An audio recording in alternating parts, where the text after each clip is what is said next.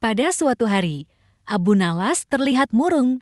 Ia hanya tertunduk lesu mendengarkan penuturan istrinya yang mengatakan kalau beberapa pekerja kerajaan atas titah Raja Harun membongkar rumahnya. Raja berdalih bahwa itu dilakukan karena bermimpi kalau di bawah rumahnya terpendam emas dan permata yang tak ternilai harganya. Namun, setelah mereka terus-menerus menggali, ternyata emas dan permata tidak juga ditemukan.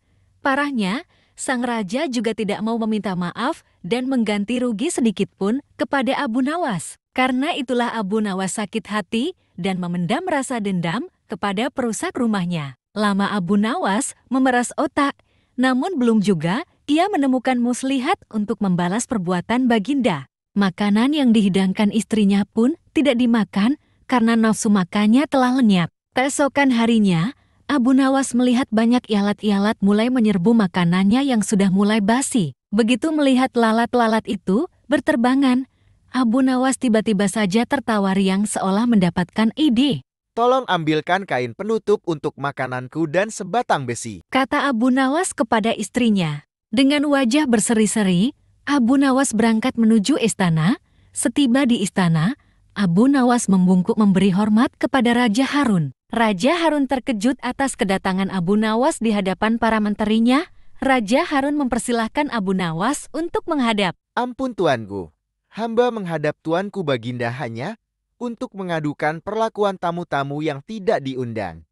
Mereka memasuki rumah hamba tanpa izin dan berani memakan makanan hamba. Siapakah tamu-tamu tidak diundang itu, wahai Abu Nawas? Lalat-lalat ini tuanku, kata Abu Nawas sambil membuka penutup piringnya. Kepada siapa lagi, kalau bukan kepada paduka junjungan hamba? Hamba mengadukan perlakuan yang tidak adil ini, ujar Abu Nawas sekali lagi. Lalu, keadilan yang bagaimana yang engkau inginkan kepadaku? Tanya Raja Harun penasaran. Hamba hanya menginginkan izin tertulis dari Baginda sendiri, agar hamba bisa dengan leluasa menghukum lalat-lalat yang nakal itu. Akhirnya, Raja Harun dengan terpaksa membuat surat izin yang isinya memperkenankan Abu Nawas memukul lalat-lalat itu dimanapun mereka hinggap.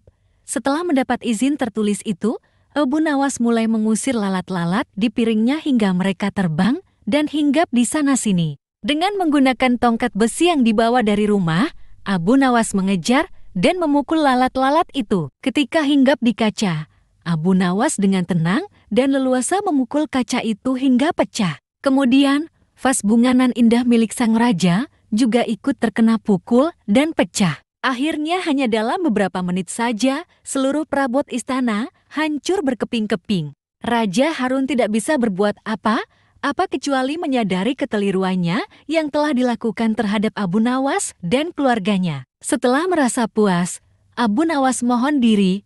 Barang-barang kesayangan Raja Harun banyak yang hancur. Bukan cuma itu saja, Raja juga menanggung rasa malu. Kini dia sadar betapa kelirunya telah berbuat semena-mena kepada Abu Nawas.